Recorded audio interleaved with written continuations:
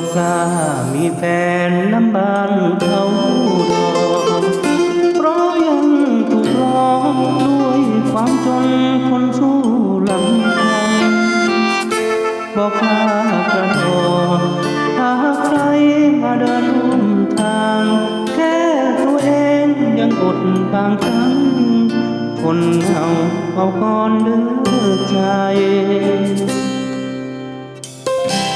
ร้านข้าวมันไก่ปากซอยเจ้าเก่าขอสิ้นจนเขาห้องมาดาเฝ้าหาใจชีวิตจนของผู้บ่าวบ้านสำอาง